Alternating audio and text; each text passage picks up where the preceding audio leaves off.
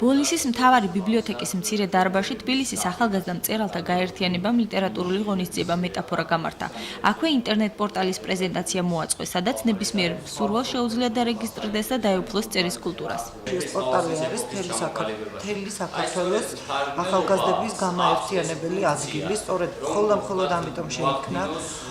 ასევე ჩავდეთ e-learning-ის ელემენტები, გვაქვს ელექტრონული ონლაინ ტესტები, მათთვის ქართულსა და სხვადასხვა საგნებში 6 ელექტრონული ლექსიკონი გვაქვს ბიბლიოთეკა, სადაც შეუძლია ახალგაზრდას დაჯდეს და ბევრი იკითხოს.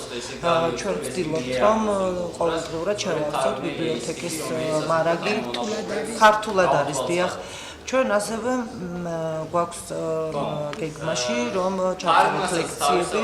ჯერჯერობით ჩვენ ინფორმაციას მივაწვდით, რომ ესე იგი დარეგისტრირდნენ ჩვენს პორტალზე, შემდეგ ჩვენ განვიხილავთ მას ნაწარმოებებს და შესაბამისად ანითარგმნები აქვს, თქვა თუ აზერბაიჯანულად წერენ ქართულად და შემდეგ სხვადასხვა თბილისის უნივერსიტეტებში აუცილებლად გამოქვეყნებიან.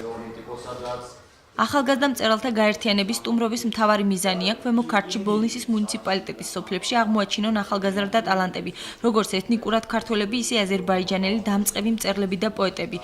შეუწყონ მათ ხელი განვითარებაში და გააცნონ ურთიერთ ლიტერატურა. მე როგორც მცირე ნაწილების ავტორი მომწონს პროექტი და ვიმედოდი რომ გასწავლების გაწევრიანება ჩაიყვება და ნაყოფიერი იქნება და ყველა ჩემნაირ მწერალს ამას კატალოგში მოვუწოდებ რომ დაინტერესდნენ და ხმამოკიდებას.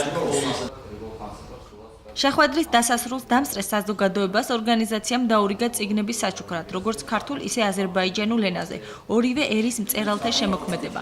თბილისის ახალგაზრდა მწერალთა გაერთიანება მსგავს შეხვედრას მთელი საქართველოს მასშტაბით გეგმავს.